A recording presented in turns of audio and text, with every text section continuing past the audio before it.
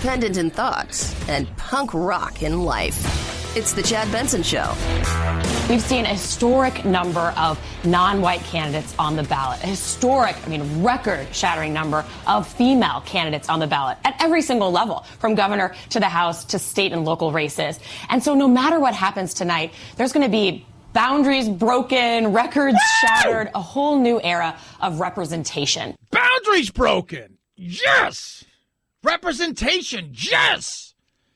But who's going to win? Will it be the evil Reds or the Wonder Blues? I don't know. I couldn't tell you. I have no idea who's going to win what. People have been asking me all day, been on all kinds of shows. Chad, who do you think's going to win? I said, I don't know. I said, you look at polls, it's a done deal. 2016, I looked at polls. It wasn't a done deal like everybody told me it was a done deal. I talked to a couple of pollsters today that have similar things as they did in 2016, but they're nervous because they know now that people are liars. Buyers are liars. Always remember that. So they're not quite sure. They're starting to look at polls in a different way. They're starting to take their poll data in a different direction. Not only are they talking to people, they're also looking at ballots, mailed, all these kind of things. I couldn't tell you who's going to win. I do know it's going to be uber diverse, and that's really all that matters, is how diverse we are, period, case closed. All that matters is that. People are scared. People are excited. People understand how big this potentially could be, like Connie, I think her name is Yokish? Connie Yokish, Tallahassee. It's a midterm, so you wouldn't think, because nobody's going to show up. This is so freaking important. My gosh. Yeah, by the way, the show up part is vitally important. People are talking about the size of how many people are showing up. 50% of people that are eligible to vote will not cast a vote tonight. This is the largest we've had for midterms since the year 1914. And 50% is not going to show up and vote. Why is that? I don't know. I couldn't tell you. Mostly because I think some people are frustrated and some people have given up. Some people don't care. Some people just don't care. I found that very interesting. There's a couple of people I know who just literally don't care. They could care less. I don't care. Don't care about politics. I don't pay attention to it. I don't care. I said, well, that's fine. It's fine. Nothing wrong with that. That's you. You do you. And they don't bitch about it either. When things go south, they don't bitch. They don't bitch about it.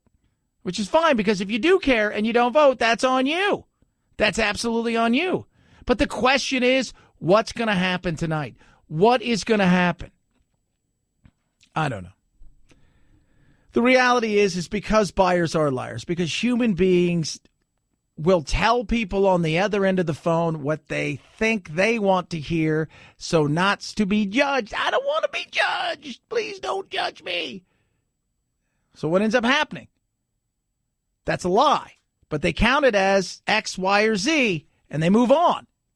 Plus the way that pollsters do things. I mean, I'm sitting here watching CNN and all of these things. I flipped through them all. And it's funny because the way that they're asking the exit poll people, the way they're asking questions is hilarious. And the way they're highlighting things is hilarious. So, depending on how the question's asked, all of those things absolutely matter. And Trump is on the ballot, whether people want to believe that or not. He is absolutely on the ballot. It's awesome that all these people have jobs now. My brother-in-law has a job he hadn't had for 3 years. My brother has a job he hadn't had in 5 years. They're happy, and, this wouldn't have happened without Trump, I don't think. Maybe. I don't know. I think Trump has done a lot of stuff, but I also think his rhetoric and tone have cost some people their jobs tonight. I do. I absolutely do. I think there are some people tonight that are not going to be in a situation where they may be able to win, but they're not going to be in that situation tonight after tonight because they're going to be served, and part of that is because of Trump. And there may be some people tonight that win because of Trump. But Trump has put himself on the ballot. That is the reality of this. He has put himself on the ballot. And I'm telling you guys, it's going to be very interesting because tomorrow there's going to be some sad folk, some frustrated people. And there's going to be some happy people. And then there's just going to be the rest of us, the umpteen millions who go about our day knowing we didn't get a trophy, we didn't lose anything or win anything. Our person either won or lost, and we're like, and we move on with our life. But it is interesting to see somebody, when you look at Trump's numbers and his accomplishments, and you look at some of the stuff that he's got done, if this was anybody else, this would be a no-brainer, right? And Trump had to put himself on the ballot to try to gin people, because he was on the ballot on the left side of the aisle. I don't think people understood that. The left was voting in many ways against Trump tonight. So he thought to himself, I better put myself on the right side of the ballot too, because that might be the only way to save myself and my party right now. I do feel like the Democrats are cramming for a final. They're all hopped up on Ritalin and coffee because they don't have a message. This is what the Democrats are faced with: an economic boom, GDP, wages, jobs, foreign policy, almost the destruction of ISIS. It'll take some time. Progress with North Korea. We're seeing progress on trade. We're seeing Supreme Court, 2 justices. We're Keystone. We've forgotten about Keystone. We're rebuilding the military. There's consumer confidence. There's optimism. There's worker productivity. Any one of these singularly as an achievement is something you could run on. Yeah. But it's his attitude. It's the way that people look at him. That is what's on the ballot. His personality. That's what's on the ballot. Not achievement, not action, his personality. Right? How tough he is in some things. And the fact that he really, I said it earlier, and I was talking to somebody. I said, look, if I'm Trump, you're not going to change who you are. Right? It's not going to happen. You can pretend like you're going to, but you enjoy the fight, and that's all you know how to do. So changing it would be bad. What you need to do is figure out how, because you are, there was a great article and a quote the other day from the rabbi from Squirrel Hill, who said he was surprised at how kind he was, and that he's far different in person. And that's what I would do, is say, look, this is who I am over here. What I need to do is I'm also this. So I need to show people I do have empathy. I am a human being. But his personality is on the ballot. Not his achievements, his personality. That is on the ballot. It's tough to fight that. It is tough to fight that. And Trump knows it. And he has done everything. That's why he had to insert himself on the right side of the ballot. Because the left side of the ballot had his personality on the ballot. Had everything. It had racism. It had sexism, misogyny, homophobia. You name it. Everything that Trump's done, it's all on the ballot. Anything. They're rolling stuff out. Second gunman in the grassy knoll. Check. Caused a tsunami in 2004. Check. I mean, you name it. They're putting it out there. And it's all Trump's fault. And some of the argument is valid because of the attitude he's had at times. I understand that. And one thing that people aren't talking about, revenge for 2016. Check. That's on the ballot. So Trump said, whew, and maybe a little bit too late. I better put myself out there on the ballot. I better put myself out there, and I better figure something out. I better do it.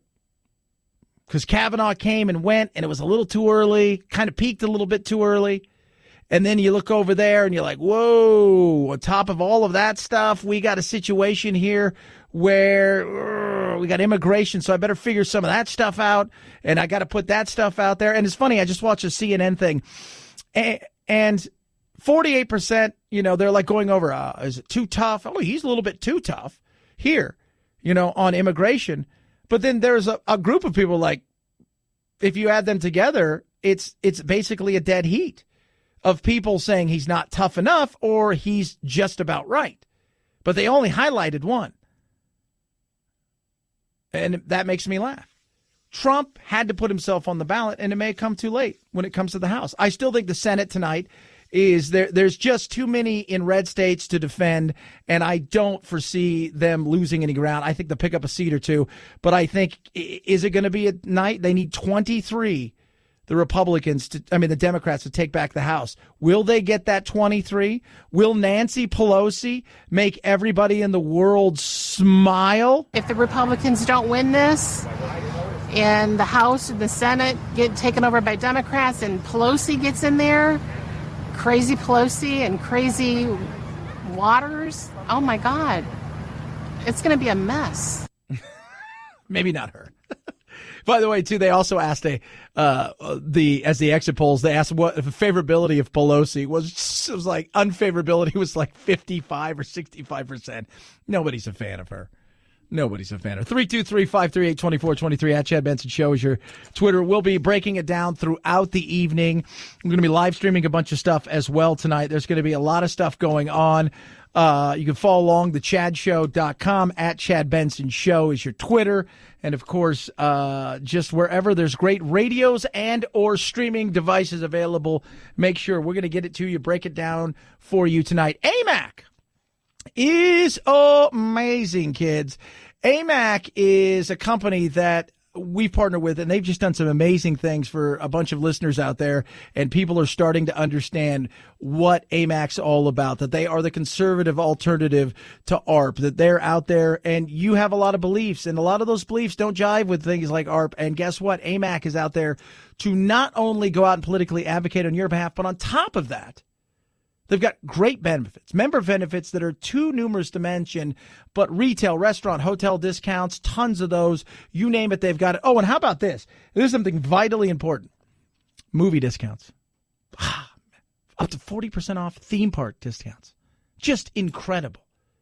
They take care of you, and they're going to help you with Medicare open enrollment. It's here right now. They've partnered with Senior Resource Network, so you'll get your own dedicated person to help you walk through all of these important decisions, and you can join for free for a year right now. Go to amac.us/Chad. That's amac.us/Chad. When I mean free for a year, they don't even want your credit card. That's how simple and easy this is to join. amac.us/Chad. AMAC is better for you, better for America. It's the Chad Benson Show.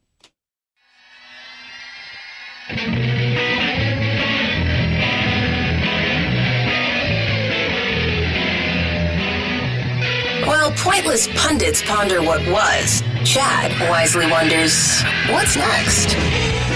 What is next? Polls, kids. Polls are closing left, right, and center. Will they, won't they? Joining us now, news director and the bigwig over there at Radio America, Greg Corombos. And polls are closing. Greg, you're going to be with us throughout the evening, and slowly but surely things will start trickling in. But they need 23 to change it over to the Democratic side of things. How's it looking so far?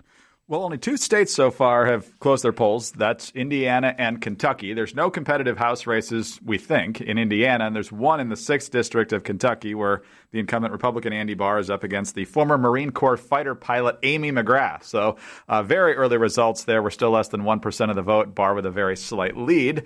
But the good news for those of us who don't like to stay up all night is that we'll get a pretty good sense of how the House is looking in these early East Coast states. Virginia's got 4 different seats in the 2nd, 5th, 7th, and 10th districts that are very, very tight. And so if we see the Democrats winning 3 or 4 of those, it's going to be a long night for Republicans, a good night for Democrats.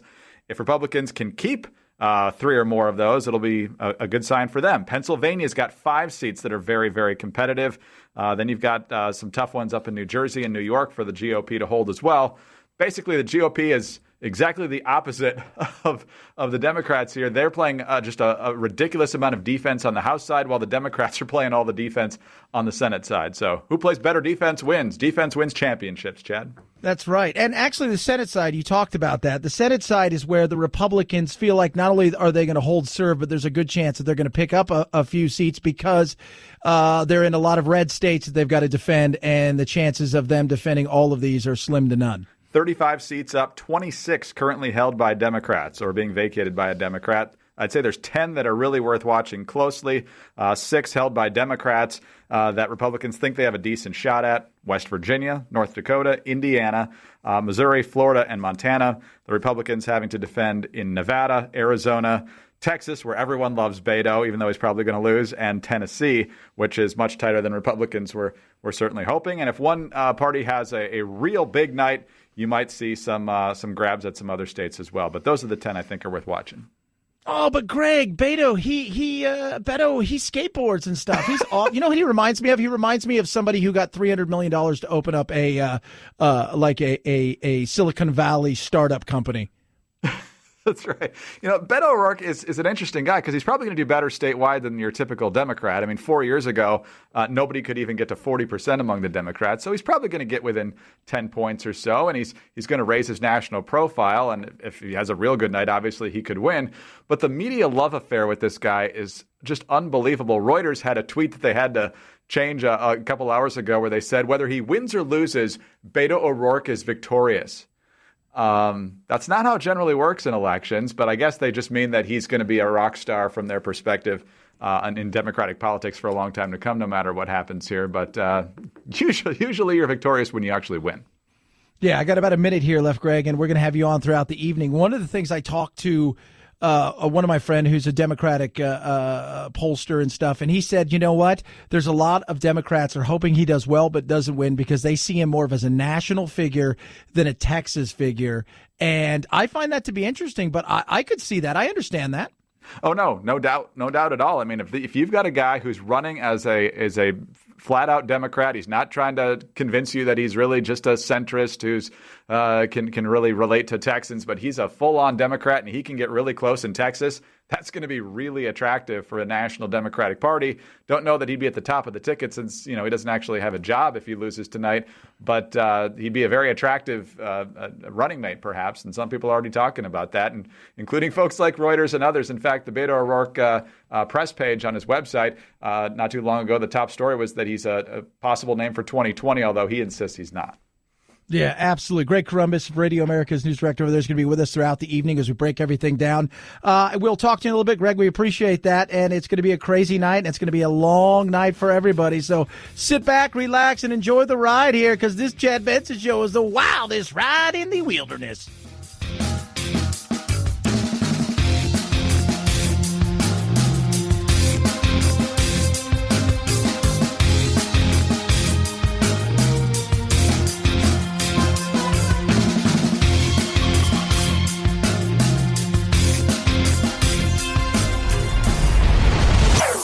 Chad Benson Show.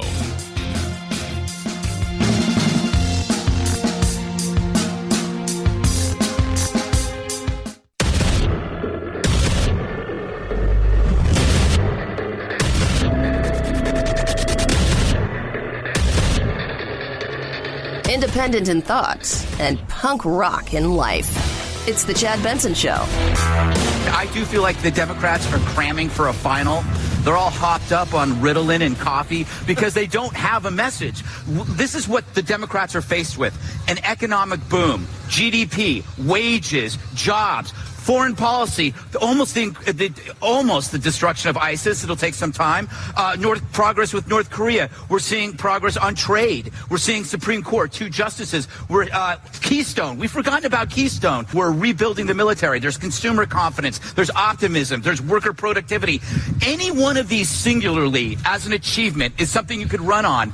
Except for the fact that the guy who's at the head of it is somebody who is revered by some and reviled by others. Revered and reviled. That's a big issue. That is. Look, the 2016 election was a shock, right? Was a shock. So they went back to the drawing board, and for some, they got more radical because they thought that's what they had to do. And the radical voices, the extreme voices, they end up getting what? They end up getting the press. They end up getting to be the ones who get to speak. They end up, because that's where everybody thinks that they want to go. And so the coastal world for the Democrats became the focal point. And that focal point is resist. If you stand back for just a second and you look at this, If this was anybody else who had these type of numbers, we wouldn't even be talking about this. But it's Trump. It's not his actions. It's his attitude. Look, I think where we are today is we have a polarization of the parties. You have people on the left and you have people on the right. And there's a big ocean of people in the middle. And frankly, many of them are numb. If a president had these numbers, economic gains that we've seen, and he was a uniter, his approval rating would be, sky high. But when you engage in division, then you get people very uptight. I told everybody, Trump attitude is on the ballot. Trump's attitude is on the ballot. But you know what else is on the ballot? The Democrats being sore losers for a lot of people is on the ballot. The Democrats coming out and saying if you vote for anybody who's got an R by their name, you're essentially voting for racism. I had somebody tweet at me last night essentially saying that it's just the white majority racism that keeps this country the way it is. It was a white guy. And I sit there and I thought, okay, whatever, it's because that's the way they believe. If you vote for a Republican, they are deplorables. They are the party of Trump. They are all racist. Both sides have their division. One side doesn't want to see that. Look, you ask anybody in the right, they'll tell you, you know what, Trump is at times divisive, and he's loud, and he's obnoxious, and he's overbearing, and he's a braggart, and he's all of these things. I get that. But the Dems want to have their opportunity to hammer, and say, oh, it's not us, though. And this is the thing I keep telling everybody. Their hate, as they say, as much Trump's hate is on the ballot, so is theirs. The problem with Trump is he's got too many good things. And so all the Dems have is hate. They're the party of hate. And they don't just hate Trump. They hate everybody who supports Trump. And that's what you have to remember when you go to the polls, that they actually despise you. It's kind of sad. Yeah, that's it. There is a lot of that out there. There is a lot of that division out there to the point where we have lost even the ability to talk to one another, and it's sad. I was talking to somebody today on Facebook, and he watches me do my live streams and stuff. Check it out at Chad Benson Show TV, or you can also check it out on the old Facebook as well. And as we were doing these things, he said, well, I don't really always jive with your message. I said, let me ask you a question. Do you want affirmation or information? He goes, right now, I like information and I like to be able to be independent, but I'm afraid because I do support Trump for a lot of these things. But my friends and family, I could never tell them that. I said, that's the sad part of where we are.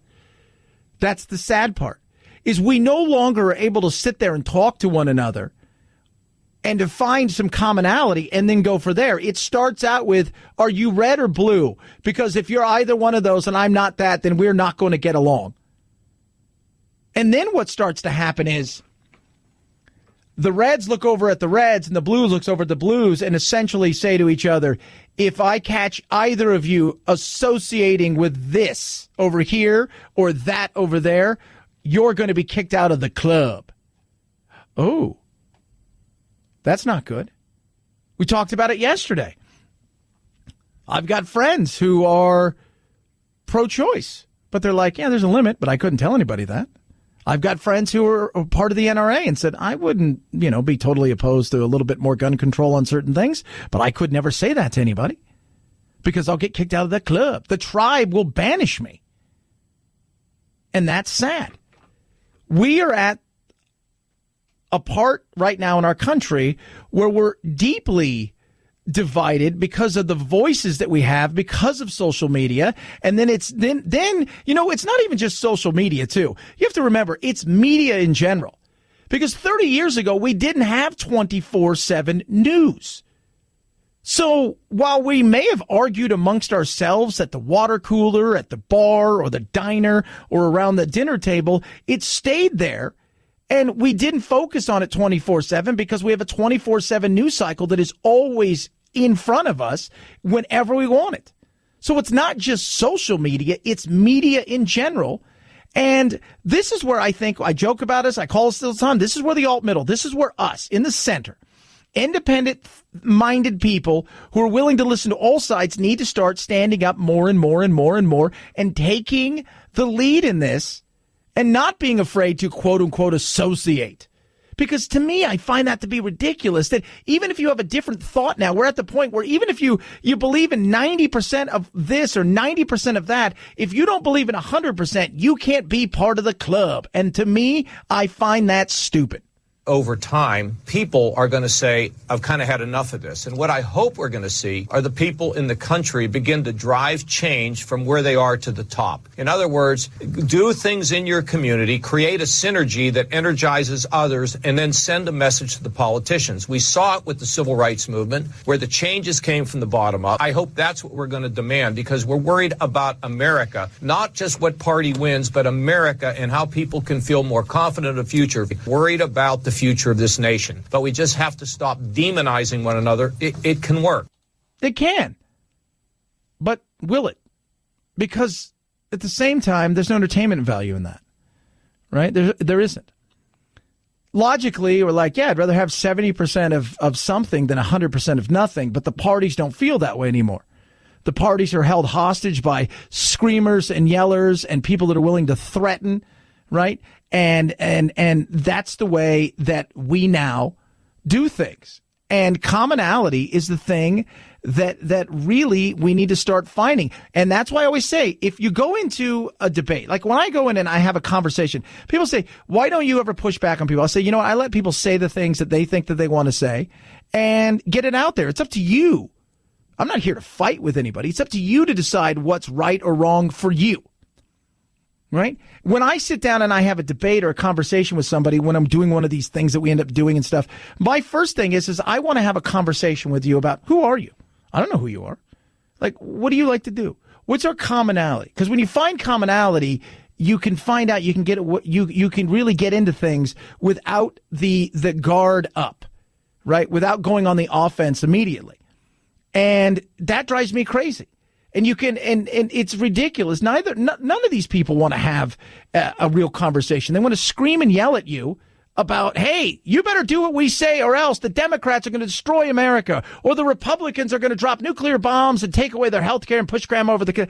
That's where they go, because that's the thing that people go, oh, is there here's a squeaky wheel over there? I think we should take some oil over to that. And that's embarrassing. And the other thing is, I tell everybody, people over party. How long have I been saying this? This is why I voted for this guy, Kasich.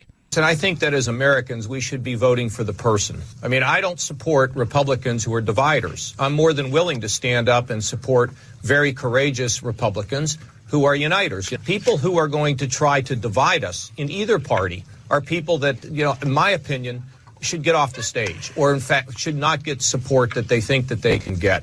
So to me, it's about what we do to help America rather than, you know, checking in with the Republican club or the Democratic club. Yep, that's it. That's exactly it. That's what we should be doing. But we don't do that anymore. And I as I was talking to this guy today, who he started out kind of really, he came after me because he's like, he listened to my national show and he goes, you're just not. I said, do you want affirmation? Do you want information? Well, I want information. I'm an independent Republican. I said, there's no such thing as it. That's like wearing a hat on top of a hat. There's no such thing. It's like convertible cabriolet. It's the same thing. And we started talking, and he's like, all right. And as we started talking, he's like, really? Because I apologize for the way I came at you and stuff. And, you know, I said, look, politics can be frustrating as hell. And we've got to remember something, too. We're always going to be divided in some way, because your person won or lost and the other person's won or lost that they wanted to, you know, be president or senator or whatever. So there's always going to be some sort of division. It's how do we go about, once that happens, saying, okay, that happened. Now we got to get on with ourselves. We have to change our messaging, and we have to figure out a way to move this thing forward. But in the political world that we have right now, it's unfortunate that we're in a position where messaging means very little. It's about how much can you fail, because that gives us a chance to win. And that's the sad point. And the other thing, and I talk about this all the time, people, their identity is wrapped up in their politics. And that is totally not me. I am a father, right? I'm a son.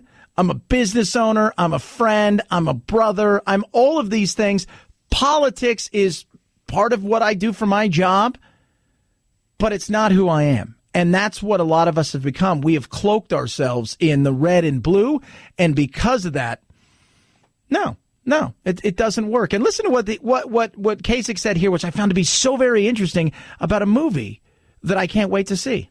I saw Bohemian Rhapsody on Saturday with my wife. In that Wembley Stadium, when Queen performed, you have to see it. There was the liberals and the conservatives, the Tory and Labour. There was black, there was white, there was young, there was old, there was rich, there was poor. And they were all clapping together and dancing together and hugging together. And it was a sea of humanity. And it was so great. Yep, commonality. They were there to see great artists play, and it wasn't about anything other than that. Commonality. What is our common place? When we start from a place of commonality, we can get more done. If we start from a place of division, it's only going to get bigger. 323-538-2423. At Chad Benson Show is your Twitter. You can tweet at us. Love hearing from you. It's the Chad Benson Show.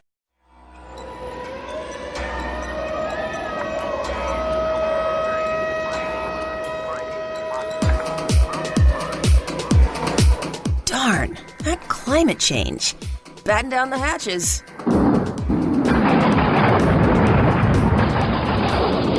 It's Topical Storm Chad, headed your way.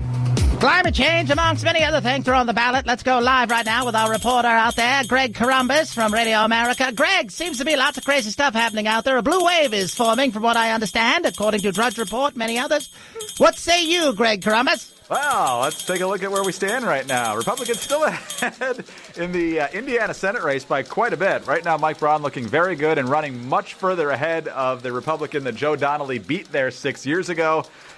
Still a long way to go. Only 2% of the precincts in, but so far, Braun looks to be a stronger candidate than Richard Murdoch back in 2012. That's one of the big Republican goals for a pickup tonight. They think they can get that one. They think they can get North Dakota and Missouri are probably the top three pickups, and they're hoping they can extend that to maybe West Virginia or Montana or beyond.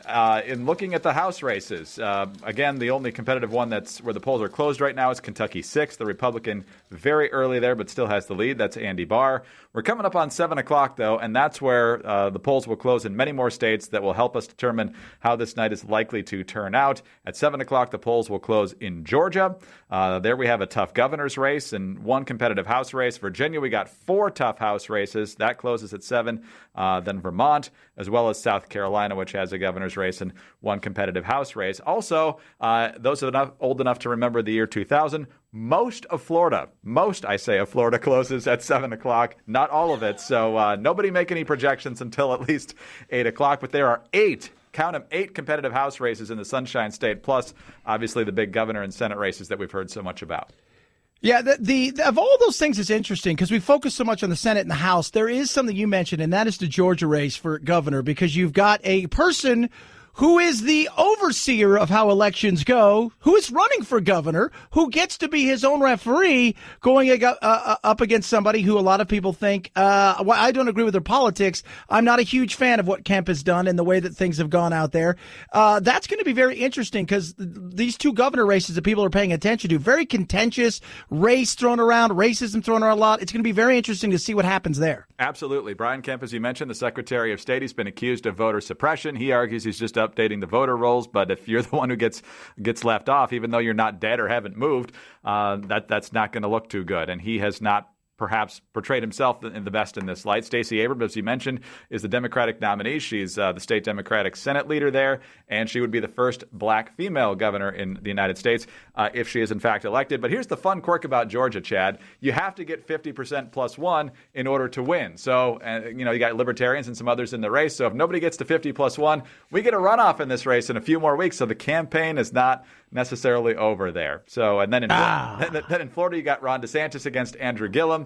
And you mentioned how race got thrown into that race. Gillum, of course, is the black mayor of Tallahassee. DeSantis, the day after winning the primary, went on Fox and Friends and said he was talking about the economic performance of Florida with Republican governors and says we don't want to elect a far left governor and monkey this all up. And so a lot of people thought that was a racial reference as opposed to just messing something up. So it is nuts. It is really nuts, and everything gets read into something, and it's going to be very interesting to see. Plus, with all of this stuff going on, we got about 30 seconds here, Greg. With Gillum, there is this potential indictment hanging over his his head and the way that, money was used in his office and stuff. So that's very Illinois, not Florida. That's right. And yet he's doing well enough in this race that he might actually pull Bill Nelson in the Senate race across the finish line. But we'll see. Well, fantastic. Greg Corombos is going to be with us through the night. We appreciate you coming on, my man. We'll talk to you soon. Go do your thing that you've got to do to gather more of this. Next time we talk to you, it could all be over, Greg. Very good.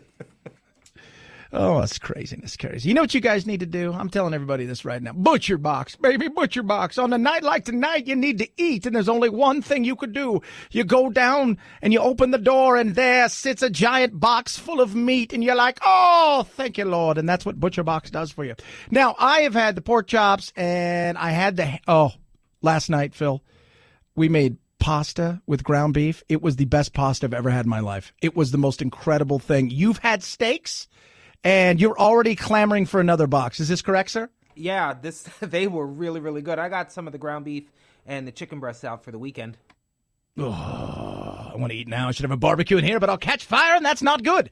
Now, how do you get Butcher Box you had yourself? It's grass-fed. It's grass-finished. Their chickens are just monster chickens. You have no idea. Organic and free range. And you're saying, Chad, I want a piece of this. I want to subscribe. Go to butcherbox.com/Chad. With your subscription, you get it $20 off. It's so cheap, less than $6 a meal. Plus, every time you get a box, you're going to get free bacon. Butcherbox.com/Chad. Butcherbox.com/Chad. I vote ButcherBox, the best meat in the world. And I certified that. It's the Chad Benson Show.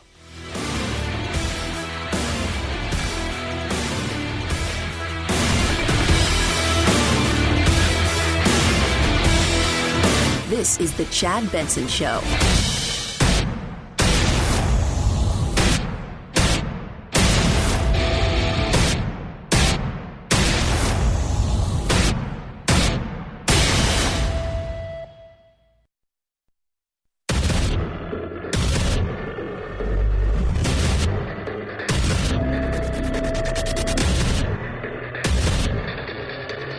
Independent in thoughts and punk rock in life. It's the Chad Benson Show. The preliminary results in our national exit poll tells us 44% of voters today approve of President Trump's job performance, while 55% disapprove. And when it comes to Congress, even though each race has to be fought district by district, the overall sentiment leans to the left. Voters say they'd like to see Democrats take control of the House by a margin of 53 to 43%. There you go. I don't know what's going to happen. Well, this is what I'm hearing. I'm having people text me who are around the country that I work with, from other stations, some of my friends who are pollsters, some Democratic people, some Republican people, and they feel like there is going to be some blue tonight. There's going to be some blue, and that maybe we're going to see some shocks, but it's so early. But the want is to always call something, right? Like 2 seconds ago, Rick Scott had the lead in Florida. Now he's behind. Nelson's ahead. You just don't know. You don't know until you know. And also think about this for a second. There's going to be some races that are too close to call tonight. There's going to be some races that may see the courtroom, if you will, recounts, all kinds of things like that. There is a lot of things that are going to happen. So sit back, kids, relax, take a deep breath. It's going to be fun. We're going to do everything we possibly can to get you through tonight with the best that we possibly can do at the time. We were talking earlier that, Georgia, where you've got a big race that people are looking at as far as governor goes, that has nothing to do with the House or the Senate, but this just goes to show you how some of these things will go. If you don't get 50 plus 1% of the vote, there's a runoff in a couple weeks. So it's nuts. It really is. So tonight, I think what we're going to see is we will know in the next hour or so, give or take, what it's going to really look like. And then the late polls in closing in California, because there are several really competitive Republican seats that are up for grabs that are now in situations where they look like they're very gettable. And a lot of people out there believe that this is where they're going to secure the House, but it may happen before that. You just don't know. And polls are a weird thing. We've talked about this before with polls in the human factor. And this is a perfect example. We did a story, I think it was about 3 weeks ago. We had our nerd on, Paul Limone, our tech guru. And the story we did was on kiosk. And kiosk at So you go to McDonald's and use a kiosk there. You go, beep, beep, beep. I want a hamburger. Beep, beep, beep. I want an extra cheese. Beep, beep, beep. I'll take a large Coke. And what ends up happening is they say that people order more because there's no fear of judgment. That's why polls have issues, because there is fear of judgment amongst other people out there who worry that you're going to judge them. And in a day and age, right, where there are people that are worried about, what if you judge me, right, based on my political leanings, that's a real thing. So I get it. So it's tough for us to sit back and say, oh, it is. It's tough because we don't know. What I do know is the people that I'm talking to, I really respect. And actually, out of all of these people, I guess there's about 7 or 8 people I'm talking to right now that texting and I am back and forth, they were pretty much mostly all right about Trump and surprised a lot of people. So it's going to be very interesting to see what happened. And Trump, he's on the ballot. And what was happening for a long time is Trump was on the ballot for the left. So the Democrats put him on the ballot. He never put himself on the ballot for the right. He thought they'd slug it out to themselves and it did his work and all the stuff that's going on. We'll just let actions speak louder than words. And he realized that, no, everything's not like 2016. You have to get out there and go. And this last 2 weeks, there's been a massive push. Does it save him? I don't know. One thing he's not done is talked anything about the economy in a way that really matters. And part of that is because the economy's good, right? The economy's pretty good. So we're not bitching about that. And really, when we have an emotional reaction to the economy, it's usually when the economy's bad, not when it's good. So you find out what else you can do. So that's been a tough thing to sell. It really, really has a, it's like a football coach, right? When the team wins, it's the quarterback and a few other people. It's the team. When they lose, it's all the coach's fault. And everybody focuses on that. Got to get rid of the coach, got to get rid of the coach, got to get rid of the coach. It's the same scenario here. Things are going good, so the coach will get a little bit of credit. But, America, we're taking the credit, as we should be, because it is us. He's moved stuff out of the way that was put there as restrictions, but then it's on us the rest of the way. If it was going bad, it would be the other direction. He knew he was on the ballot tonight, and that's what he's doing. He had to put himself back on the ballot for the Republican side because he was always there for the Democrats. And that is, in 2016, we had a number of people, as we found out, who actually didn't feel like they could publicly say, I'm going to support President Trump. And we've extended that now to Republicans who have been beat on the head so badly by the media. We've been told that we're racist, that we're sexist, that we're bigots, that we're fascist. And I think there's a number of people who are hesitant. They're a little shy to tell a pollster, yeah, I'm supporting my Republican congressman or congresswoman or someone for Congress. And I've been told that that's an unknown number that may influence the outcome in a way that we really didn't anticipate yet. Yeah. And let me tell you how Trump spins it tomorrow. Let's just say they lose 24 seats. They don't lose 40 seats or 35 like a lot of people think, but they lose 24 and they pick up a few seats in the Senate. It's a victory for him. And he says, look, we didn't get crushed like a lot of other people have gotten crushed in the past for all of the rhetoric, for all of the craziness, for all of that. We knew we were going to get somewhat served because that's just what we do. Is we're a fickle bunch.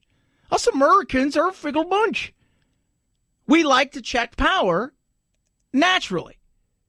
So maybe we've checked some power here. But for a lot of people, it's the attitude.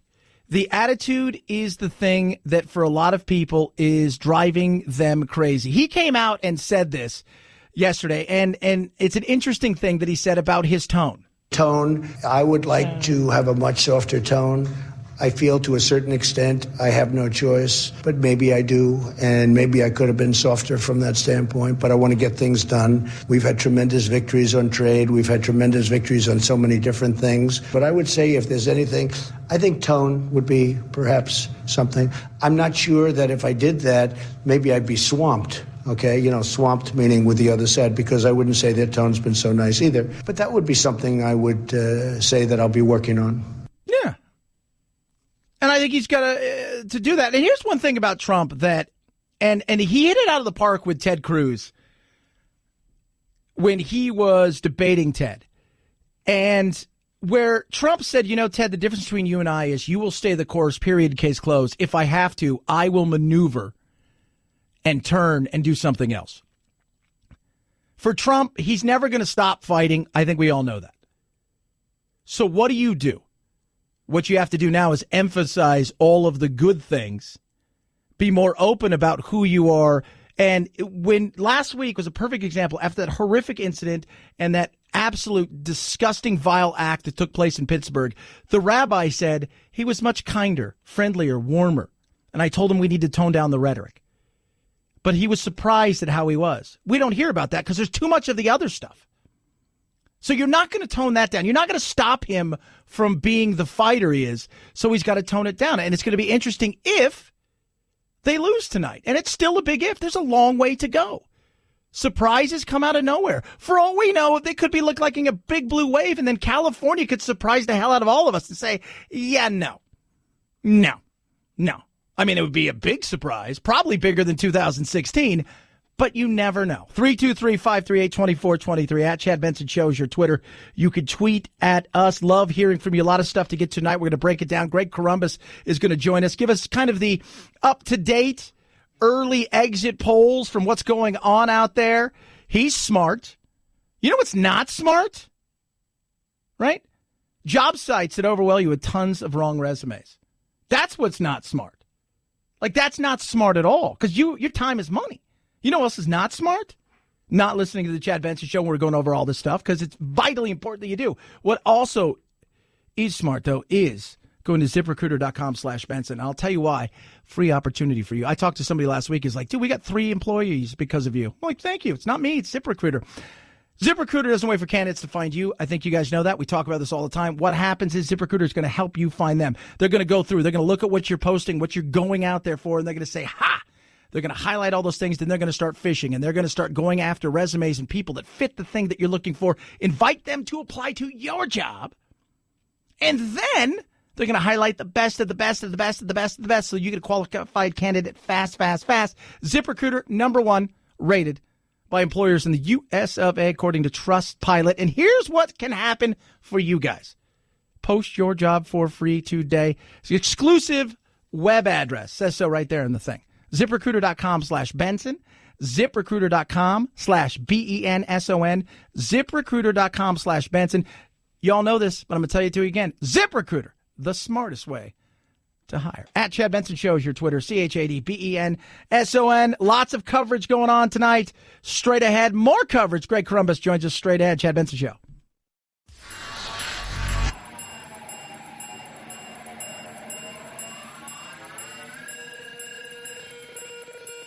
Set Chad straight. Text the show, 323-538-2423. That's 323-538-CHAD. Someone has to do it. Might as well be you. The Chad Benson Show. So we got things closing fast, stuff flying by at 1,000 miles an hour. We need an abacus to keep up with it. We don't have that because that's super old technology. We do have Greg Corombos, Radio America news director. So, Greg, give us the insight of what's closing down as some of these early polls, because now we've got several states that are closed down, if you will. The polls are closed. So what's happening? Yeah, polls are closed in all of Indiana, all of Kentucky, Georgia, South Carolina, Virginia, and Vermont, and a lot of Florida. The rest of Florida and the part in the Central Time Zone will close at 8 o'clock Eastern Time. Right now, we're obviously following very closely the Senate races in Florida and Indiana. In Indiana, with the precincts that are reporting, it's a 23-point lead right now for the Republican challenger, Mike Braun, over the Democratic incumbent, Joe Donnelly. But we're still fairly early in the race, and usually the urban areas, which are more Democratic, tend to come in later, and that means that we'll probably see that tighten quite a bit before the night is over, so it's way too early to call that. We do have 2 calls, no surprise whatsoever. Bernie Sanders, I can't believe it. I won again. It's a shocker. I've been here since 1842. It is amazing. He's still wearing the powdered wig. Yes, got to give him credit. Although it might be anyway, I'll let that go. Sanders is reelected in Vermont as the self-avowed socialist. I remember one joke saying that his favorite Marx brother was Carl. And over in Virginia, Tim Kaine, who some folks may remember was Hillary Clinton's running mate in 2016. He has been elected over Corey Stewart. No surprise there as well. That was always a pretty lopsided race. Looking at Virginia on the House side, though, we're very early. I mean, the polls just closed at 7, but you are starting to look at some of these competitive districts and see where things stand. Right now, if you look at Virginia District 5, that is an open seat, Denver Riggleman against Leslie Coburn. Already almost 10% of the vote in there, and right now the Republicans ahead by double digits. We'll see if that holds. That would be a huge win for the Democrats if they can get it. If the Republicans win comfortably, that would be a good sign for them. Dave Bratt is basically tied right now with his Democratic challenger in Virginia's 7th congressional district. It's 49.54% to 49.07%. And so with just 5% reporting, a lot to keep watching there. And then if you look at Virginia 10, that's the Barbara Comstock versus Jennifer Wexton seat, the most likely pickup for the Democrats in Virginia. No results to show there yet. And Republicans still up by double digits in that one Kentucky House race. Right now in the Florida Senate race and the Florida governor's race, it's the Democrats, both Andrew Gillum in the governor's race and Senator Bill Nelson up slightly. And that's really good news for Democrats down there because they haven't even started counting in the big Democratic counties in the southeast part of Florida, which is Miami, Broward, and Palm Beach. So far, so good for Democrats in Florida. So far, so good for Republicans in that big Indiana Senate race, and too close to call in pretty much all these key House races so far. Yeah, it's very interesting because you talked about Florida, and we haven't even gotten to the point where we're going to get to that Miami, more of a metropolitan area, which is going to, bode well for the Democrats as it tends to do rather than rural areas. So this could be a shellacking. I mean, right now, look at Gillum. He's up big time already, and it's going to be very interesting. And it's weird because you have the governor right now running for a Senate seat and losing, which is bizarre. Yes, that's definitely what happened. And he was ahead in that race, in that campaign, according to the polls, up until basically primary day. I mean, Rick Scott was really unopposed for the most part in the Senate race.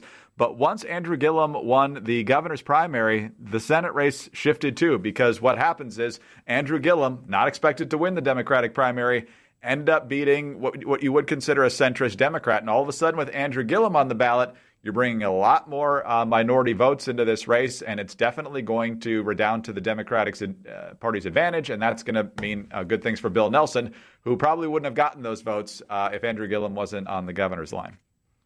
So as we move forward here, there's a few more closing down here, 3 more states. Right now, though, if we were to say, get the feel as you look out there and you start to break things down, and I know a lot of people out there, it's still early. It is still very early, and we don't know. And we saw what happened in 2016. It still feels a little bit different than 2016 because I think there was a lot of people out there that didn't know. I'm sensing, though, it just feels a little bit different here in 2018 as it did in 2016. Yeah, I think you're right. Florida especially. That just feels totally different. Trump was well ahead in the early voting there, and even with the early vote factored in, I don't think he was ever trailing for very long in that race in 2016, and already with the areas that you would think be more favorable to the Republicans coming in right now in Florida, the Democrats leading in the statewide races, and these House races in Virginia just as tight as folks would have expected. So we'll see what happens here in the next couple of hours with those. And as you mentioned, polls closing soon. West Virginia, big Senate race there, as well as a couple of House races. Ohio's got a bunch of House races and a tough governor's race. The Senate race is pretty lopsided there. And North Carolina, no statewide races to really pay attention to, but a handful of House races there. So a lot to keep track of coming up here. Absolutely. Greg Corombos, Radio America's news director, joining us. We'll talk to you soon, Greg, as things close down, or maybe we'll have a little bit more to break down, but it's going to be an interesting night. We'll talk to you soon. At Chad Benson Show is your Twitter, ChadBenson. It is going to be a long night, and I think people need to realize that. And here's the thing, and I'm going to tell you guys this. Tomorrow morning, your life will go on. If your guy or gal didn't win, if your side didn't win, your life still goes on. There's no trophies for the winners. There's no ha-ha for the losers. You still have to go to work. I'm just letting you guys know that. At Chad Benson Show is your Twitter. ChadBenson. It's the Chad Benson Show.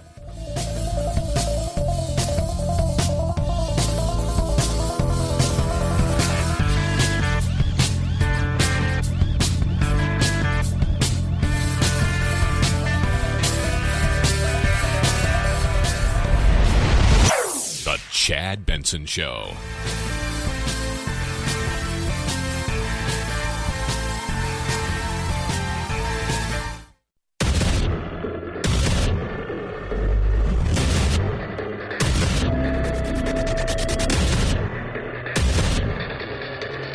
Independent in thought and punk rock in life. It's the Chad Benson Show.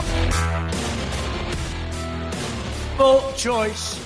A vote for Republicans is a vote to continue our extraordinary prosperity.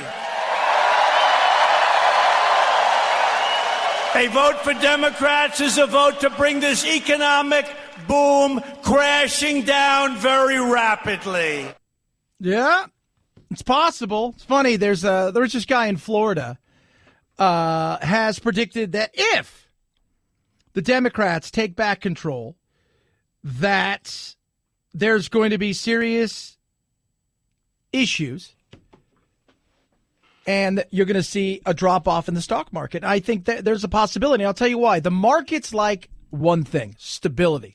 Yesterday, we were talking about the amount of money that Wall Street is putting into now the Democrats' hands, partly because they see what the potential may be here, and they want stability.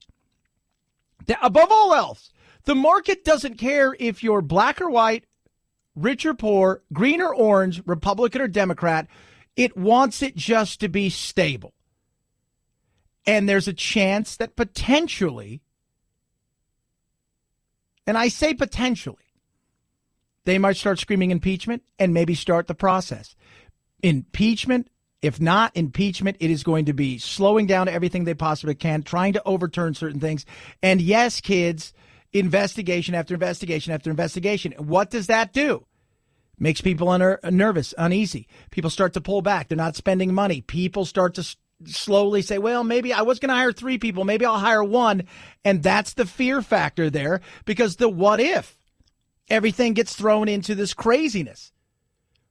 I think you're going to see a pullback a little bit potentially, and I'll tell you why. Just because this is what normally happens in a situation like this.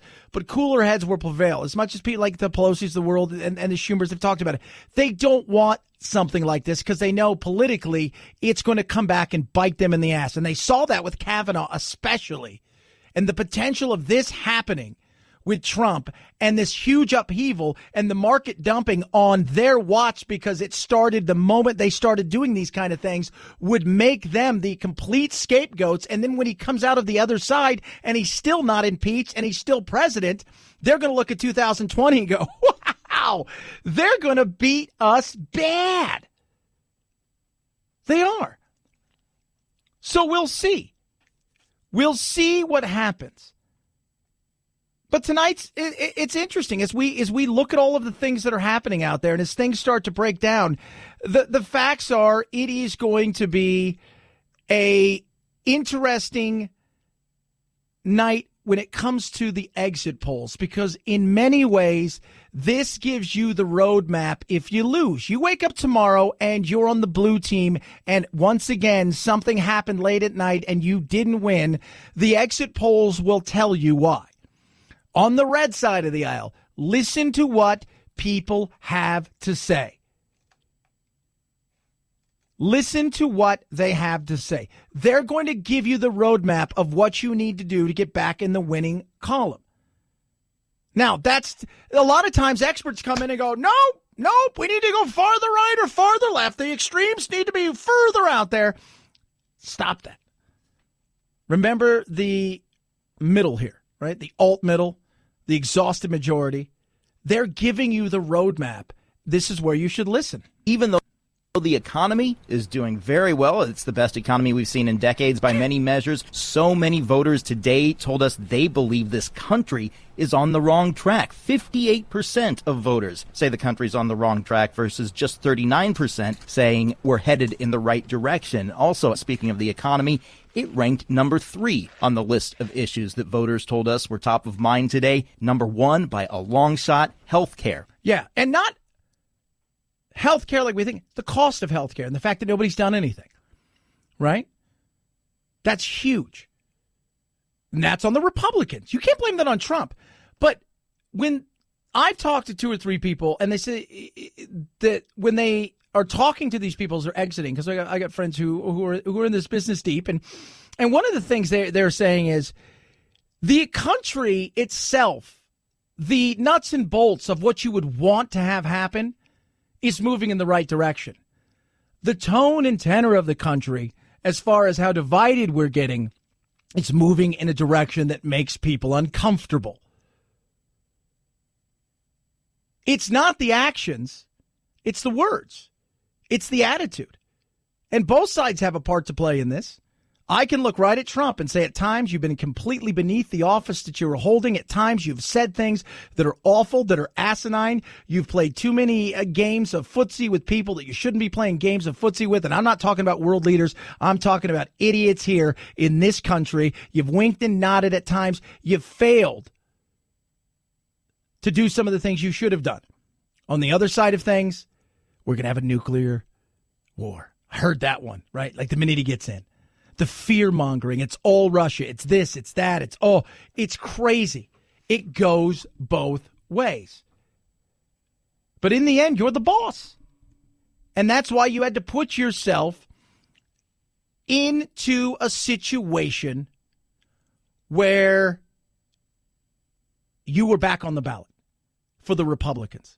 Because the Democrats always had you on the ballot. The Republicans needed to put you on the ballot, and it might have come too late. And understand this. When I talk to a lot of people, and in this business, I talk to a ton of people about it, from pollsters to just the person on the street to people who are deep embedded, and some of them are fighting for seats tonight.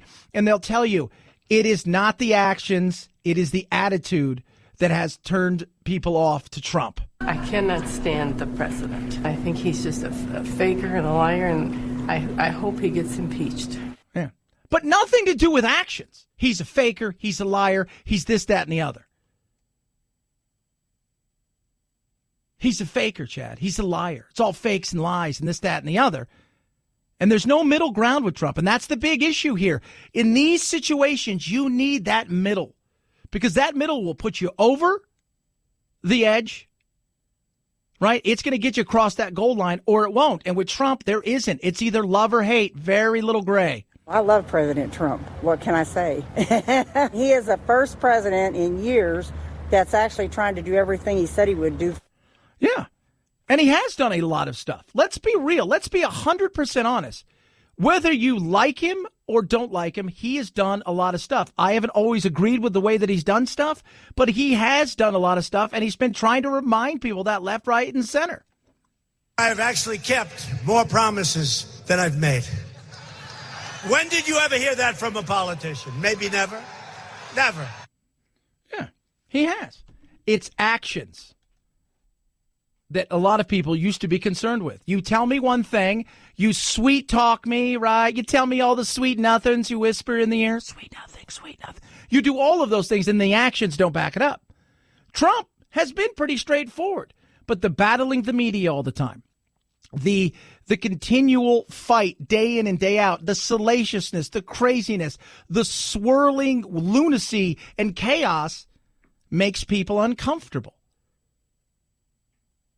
It does. But we do like the economy. We do enjoy what's happening here. We do like all of this stuff that's happening. We see the country going in a direction as far as the economy's moving along. People feel good. 48% of people say, I'm doing okay. I'm at least doing as good or better than last, the couple of years ago. And you're seeing a lot of people talking about that. But it's never that. Because it always gets back to who he is. So he had to figure it out. He had to put himself out there. And healthcare, I can't blame that on Trump. I don't care what anybody says, the attitude of Trump. If healthcare is the number one issue, why they're getting their asses handed to them potentially tonight, there's only one group of people I can look to, and that is the GOP itself, because it failed to deliver on its promises of repeal and replace all along the way. They talked a big game for years, and Trump said, it's the first thing I'm going to sign, and they didn't get it done.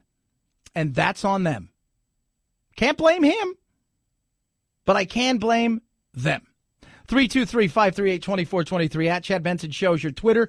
Tweet at us. Love hearing from you. Who knows how it's going to go? It's going to be a crazy night. That is for sure. But when all is said and done, when the last vote is counted, when the last race has been called, I will go home. And it will be very late. It'll be late. In fact, it'll be so late, it'll be tomorrow. But when I do get home, I will put my head down on my MyPillow, and I will sleep like a baby. Oh, yes, I will. I absolutely will. It is incredible, and I can't wait. And last night was the first night in over just about a week that I was in my own bed, and my head hit my MyPillow, and I was, boink, gone. Just out like a light. I had to get up extra early to get here, but I had 6 hours plus of sleep, which is usually 3 days for me. MyPillow, 10-year warranty, made in the USA, 100% machine washable and dryable cotton. And right now, you could BOGO yourself. Buy one, get one free. They make great Christmas presents. So basically, you're giving yourself a Christmas present while making somebody else happy, happy, happy. Get one today, which means two, but one for you. Call 800-983-4975, 800-983-4975, or go to MyPillow.com. That's MyPillow.com. Use promo code Benson. You're going to get a better night's rest. It is the world's most comfortable pillow. MyPillow.com, promo code Benson, B-E-N-S-O-N. At Chad Benson Show's your Twitter, C-H-A-D-B-E-N-S-O-N. Greg Corombos joins us. Straight ahead, we're going to talk about some of these races, and more precincts are starting to report who's looking good, who's looking bad, who should worry. Straight ahead, Chad Benson Show.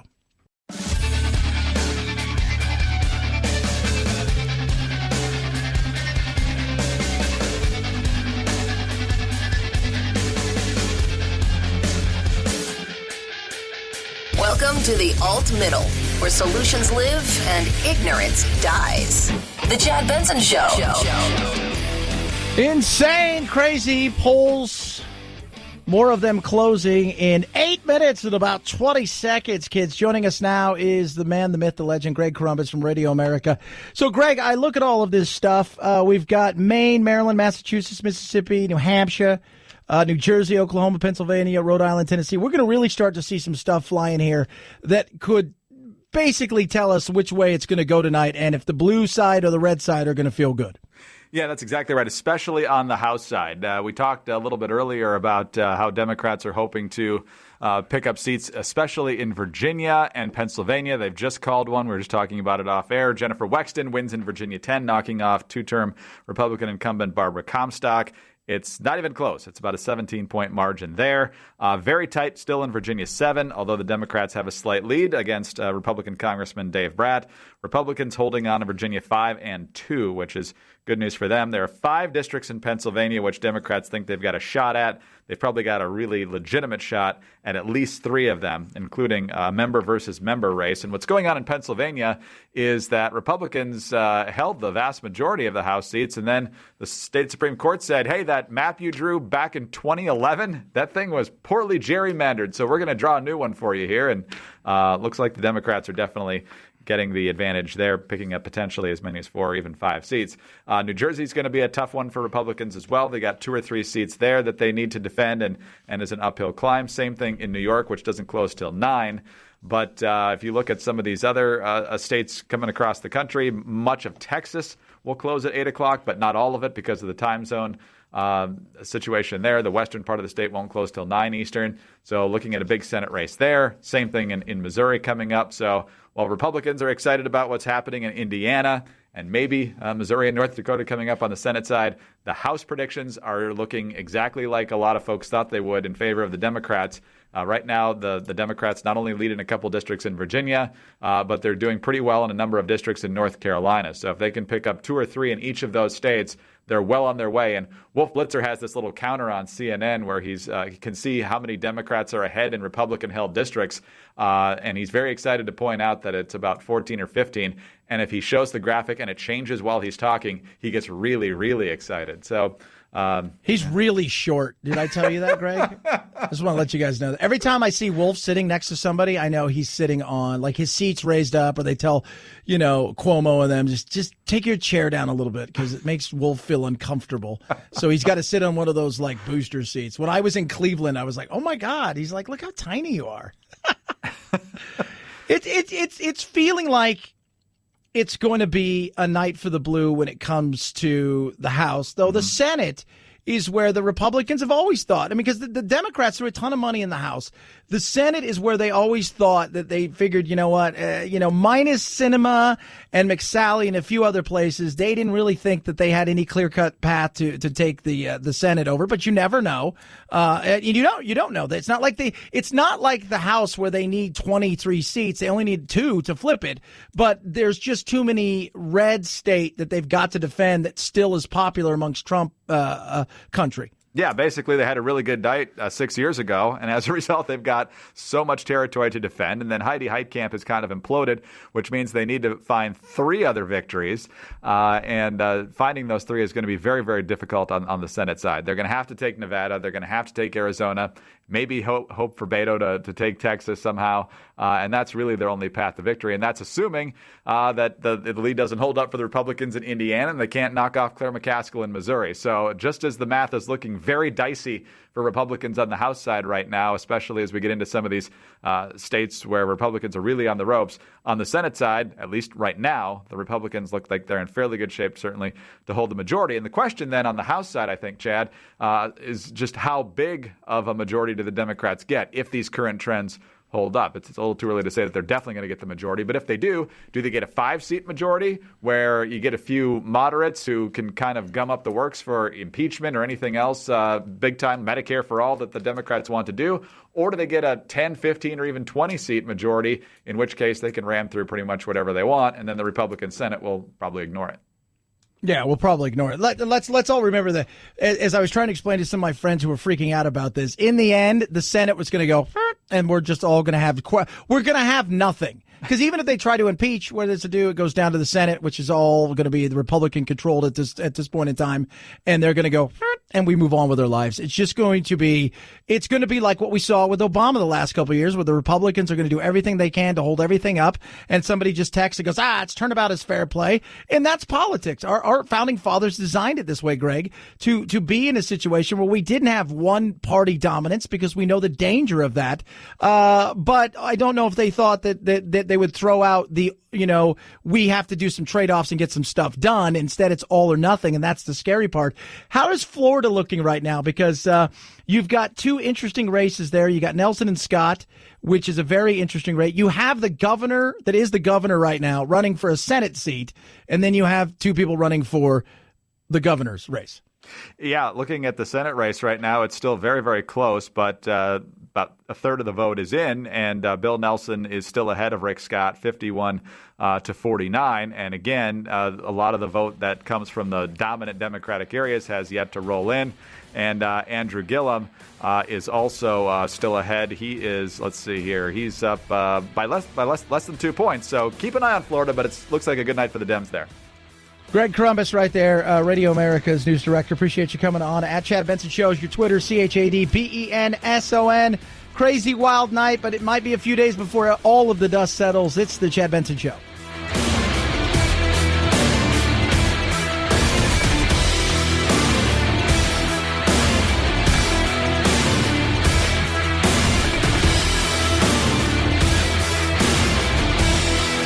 This is the Chad Benson Show.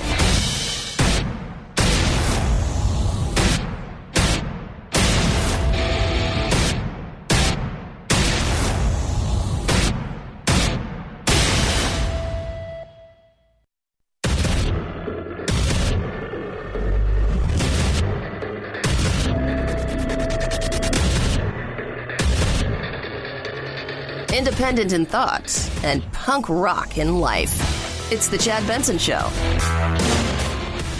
Historic election day, the balance of power at stake with control of Congress up for grabs today. Democrats looking to win 23 seats, try and take over the House. A tighter margin in the Senate with Republicans gripping a 2-seat lead heading into today's races, and they could add to that. President Trump making his closing arguments in 3 back-to-back rallies, trying to help the GOP keep control. If the radical Democrats take power, they will take a wrecking ball to our economy and to the future of our country. Oh, it is that day. Voter Day, kids. How you doing, party people? It is the Chad Benson Show. Joining us now, as he always does when it comes to California politics, the man with his thumb on the pulse of that. It is Jim Kennedy from the Kennedy Institute of Public Policy Research. And Jim, we have waited the battles, the millions upon millions of dollars that have been spent. It is over. Today is the day. It's like Super Bowl, right? We go through hours and hours and endless. It starts at 8 in the morning until it's the 5 o'clock kickoff. Finally, the kickoff has begun. And where do we stand on really important things? First and foremost, the one that I think matters to everybody, that damn gas tax. Well, gas tax, unfortunately, is about 8 or 9 points down as far as the no side beating the yes side. Because of the inadvertent way that was put on the ballot. It's confusing a lot of voters. Hopefully those that are going to be voting at the polls will take the time to read it and research it. Unfortunately, most people don't. But it looks like the gas tax will probably go down in defeat. But, hey, we never know what's going to happen when the people get to the polls. No, we never know what's going to happen when the people get to the polls. I mean, and the polls are wrong for a lot of reasons. One, it's a very antiquated system. It is, you have a landline, things of that nature. It's a very antiquated system, and I know they're trying to update it. They're doing it slowly, and then in a lot of states across the country, and not just California, but a lot of places, you're allowed to vote, via ballots and mail-in ballots. So they're starting to. You got to look at all of these things now and put them together. It's not just one thing, but I listened to somebody this weekend argue about the gas tax, and they were so completely, they're like, well, if we don't give this money to them, our infrastructure is going to be destroyed, and they don't have this money. And I finally turned to the guy and I said, you've already paid for that, right? Yeah, do understand that you've already paid for that. He says, what do you mean? I said, this is money you've already paid with your registration and all of this other gas tax. They've taken it and put it into the general fund and use it for other things. And he was shocked by that because I think a lot of people don't even understand why there was a raise in the tax. No, you're absolutely right. And he's just basically parroting the points that have been in all the commercials that have been blasting across your airways in California. You can't turn a channel without getting a gas tax ad or a Prop 8 ad or a Prop 10 ad. Pretty much literally they will go back to back with pro versus con on the ads. And that's exactly what it says. It's the scare tactics. If you don't pass, if you vote yes, you're going to have pothole after pothole, bridges will fall down. It'll take you twice as long to get to work. Well, that's not true at all because of where the money's going. And like you said, that money's been going in there for 30 years. They didn't fix it 29 years ago. They didn't fix it 28 years ago. They've been stealing that money for over 30 years. And now they just want a larger pot to steal from. So no, you don't get more money when you do that. Oh, God, I'm telling you, Jim, if people vote to keep the gas tax, you're idiots. You're idiots. And I don't care what you say. Well, this time they promise us. There's nothing in there that promises that money's not going to go to other things. And because of that, boom. Man, it's like you're going out with a girl and she's cheated on you 100 times, but the 101st time she's going to Vegas, she swears it's just for a bachelorette party and she's going to be hanging out with her friends. That's on you. You're a moron. Talking to Jim Kennedy from the Kennedy Institute of Public Policy Research as we dig deep. All right, let's touch on the governor's race. Gavin Newsom's pretty much got this in the bag, and we know that he's going to be governor. John Cox has just really disappeared, and that's an odd thing. Yeah, he has had a very odd media strategy.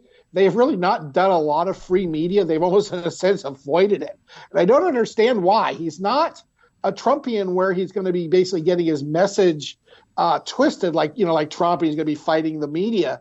I think they're just afraid that every question is going to be, what about Donald Trump? What about Donald Trump doing this? And it's going to be taking away from John Cox's message.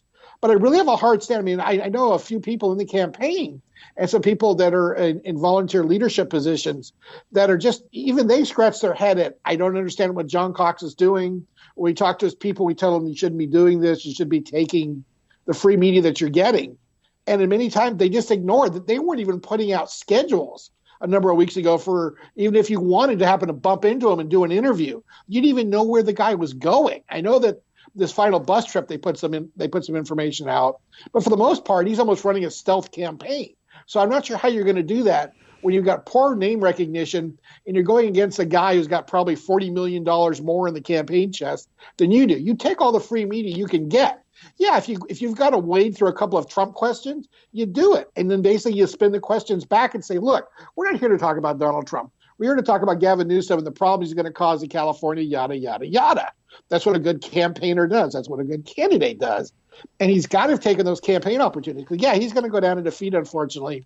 It looks like, and he's going to be probably about the same numbers as the gas tax or worse. The question will be, will he be able to pull higher numbers than Neil Kashkari did as sort of a moral victory versus the 2014 race?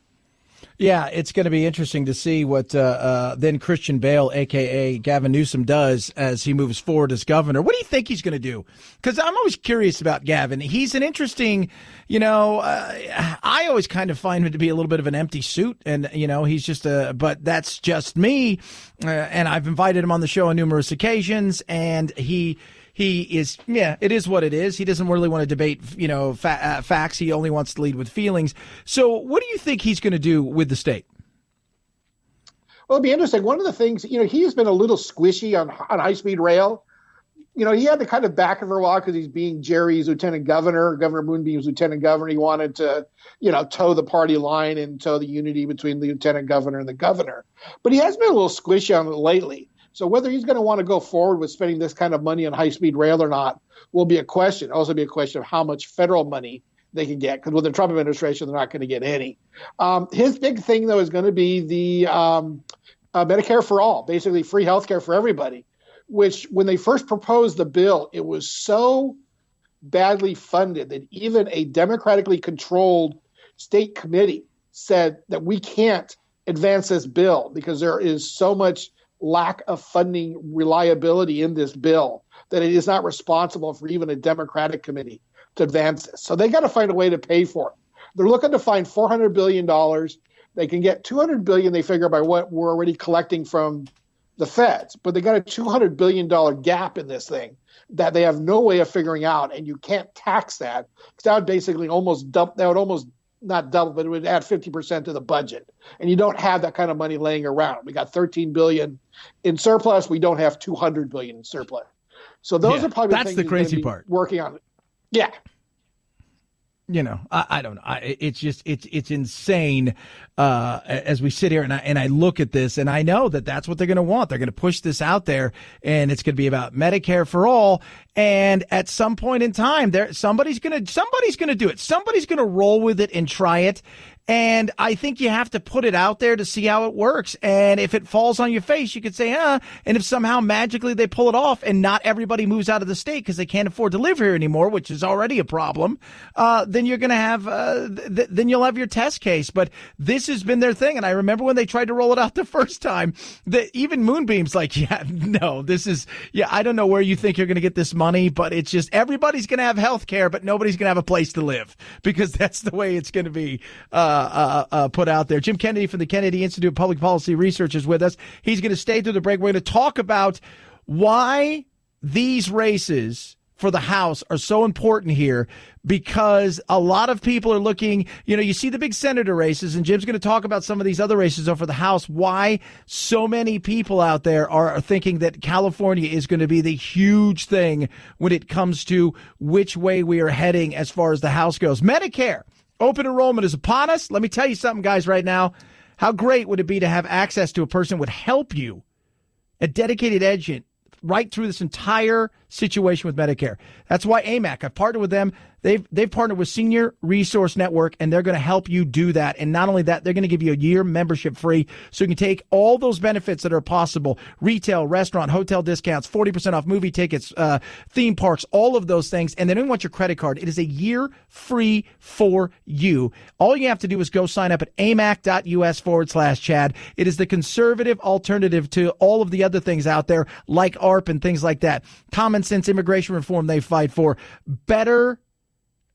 Better, when you look at all of the stuff they have out there, what they're fighting for, they're looking at immigration reform, but they're also looking at better ways to attack Social Security reform and things of that nature to really stabilize these things for a better future for tomorrow. Join today for free. It's a year membership free, and they're not even going to ask you for your credit card. Go to amac.us/Chad, amac.us/Chad. They are amazing. They're going to treat you incredible. amac.us/Chad. AMAC, better Better for you, better for America. Jim Kennedy's with us. We're going to talk about those House races and how important they're going to be. And is California, is this the key to the Dems taking it over in the House? Straight ahead right here, Chad Benson Show.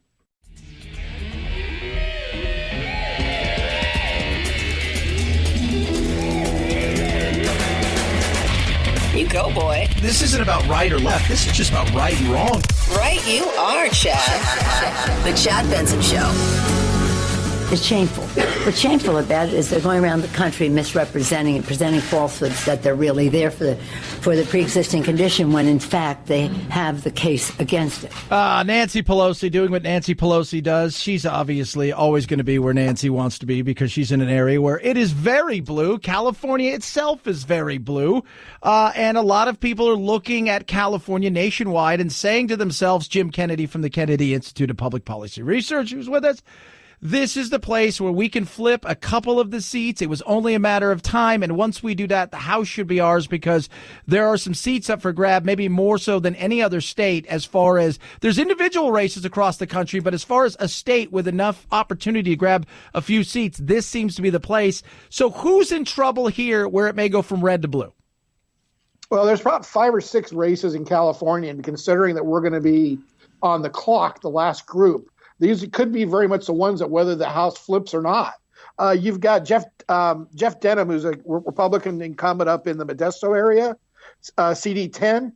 Down here, you've got CD 25, which is Santa Clarita, Ventura County, Palmdale, where you've got Steve Knight, a good Republican, you would think, veteran, former police officer running in an increasingly blue district against Katie Hill. Down in OC, you've got Gil Cisneros against Young Kim, an up-and-rising Asian woman who's a Republican who's gone through the state Senate. CD 45, you've got Katie Porter against Mimi Walters. Mimi's down a couple of points. You've also got CD 48, which is the Dana Rohrabacher seat down in Huntington Beach, Laguna Beach, Newport. Dana's campaign is fairly confident that on a GOTV, on a Get Out the Vote, they will hopefully hold on to that seat. And then you've also got the Darrell Issa seat, which is CD 49 in northern San Diego County, which, based on the current numbers, looks like Diane Harkey, who's the Republican running, is probably not going to hold on to that seat. She's about 3 points down. That seat's been turning increasingly blue over the last 5 to 10 years, and she does not look like she's going to hold on to it. So if they lose all these, that's pretty much it. I mean, you know, and they're not going to lose all these. But I also look at the long term. There's a long term thing here. These seats, for all intents and purposes, Jim, they're going to eventually flip to all blue, and we're going to get to a point where I think in the next several elections where we may not have one red seat anywhere, which is kind of scary. No, it is. You're going to have a very, very few California red seats. You get some conservatism in the Central Valley. So you might be able to carve a couple seats out of the San Joaquin Valley. But outside of that, Orange County is turning increasingly blue. Hillary carried the county. That's on there's a lot of issues tied with that one. That's because of anti-Trumpers, OC being conservative to the point where conservatives didn't like Donald Trump. So they didn't come out to vote, and all the Hillary people did. But the Dana Rohrabacher seat, CD 48 and CD 45, are still slightly Republican majority seats. But those numbers have really been coming down. And you're right. In a couple of elections, those will be majority Democrat seats going forward. That is nuts. Talking to Jim Kennedy from the Kennedy Institute of Public Policy Research. One of the other things I want to talk about is, and this is something I tell all my friends, even my friends who are frustrated Republicans or conservatives who look at California and say to themselves, there's no need for me to vote. There's plenty of it. You may not get the person you want into the position that you want them to be in, but the reality is there's still a lot of props out there and things that need to be dealt with. And those things you can, because even though when we look at people, in a lot of ways, we are far more liberal. There's a lot of props and things out there that we don't back all the time. And that's where I think it's most important, especially in those local elections. No, absolutely. You've got your local election, you've got your city council and your school boards. Those are generally where your politicians of the morrow come from. They come up through school boards, city councils, then assembly, and then some sort of a larger statewide office or a congressional seat. But also don't forget, the Democrats in California do not have the supermajority they did 2 years ago because of the problem with some of their men behaving badly in Sacramento, with inappropriately touching females, and they've lost some seats because of that. So they are fighting to keep that supermajority tonight. And also, yeah, you've got propositions, you've got down ballot races. Let's not forget one of the chief #resist people is Javier Becerra, the California Attorney General. He's up for election today.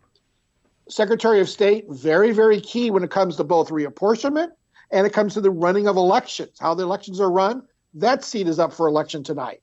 So don't forget about those. Treasurer, equalization, along with your local assembly and state senate districts. So yeah, you've got to go vote because there's many, many issues along with the propositions we talked about. Proposition 6, the gas tax, you got to vote, or I recommend vote yes on. Proposition 8, Proposition 10. And there's also local initiatives for water quality and various propositions for taxes and property taxes in your county or city. So you got to go out there and vote. If you don't vote, you don't have a right to complain in my book. Absolutely. Jim Kennedy, Kennedy Institute of Public Policy Research. My brother, I appreciate you coming on today. As always, you do a great job. And we'll touch bases the next day or two and go over all of the things when all is said and done and which way the House goes, but also which way California is headed. And I think it's a little bit more blue. Oh, it is what it is. I appreciate that, man. Thanks so much. Thank you, sir. Man, you know what? I look at these things, and again, this is what I try to tell people. First of all, 50% of the country that's eligible to vote will vote. So take that for what it is. Secondly, and this is most important, we need two strong parties. I don't care if you're conservative or liberal. I don't care if you're red or blue. If we don't have two strong parties, one party will eventually become the biggest bully on the block and will run amok, and we can't have that as a nation. We can't. And California is finding that out, and they're going to ride this for as long as they possibly can.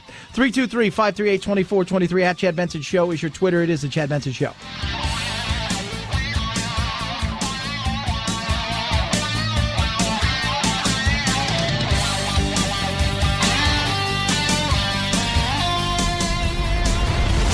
The Chad Benson Show.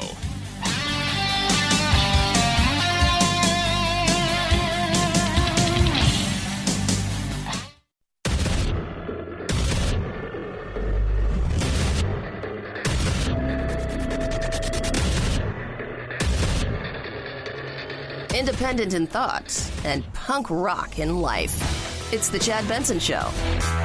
I do feel like the Democrats are cramming for a final. They're all hopped up on Ritalin and coffee because they don't have a message. This is what the Democrats are faced with: an economic boom, GDP, wages, jobs, foreign policy, almost the destruction of ISIS. It'll take some time. Progress with North Korea. We're seeing progress on trade. We're seeing Supreme Court, 2 justices. We're Keystone. We've forgotten about Keystone. We're rebuilding the military. There's consumer confidence. There's optimism. There's worker productivity. Any one of these singularly as an achievement is something you could run on.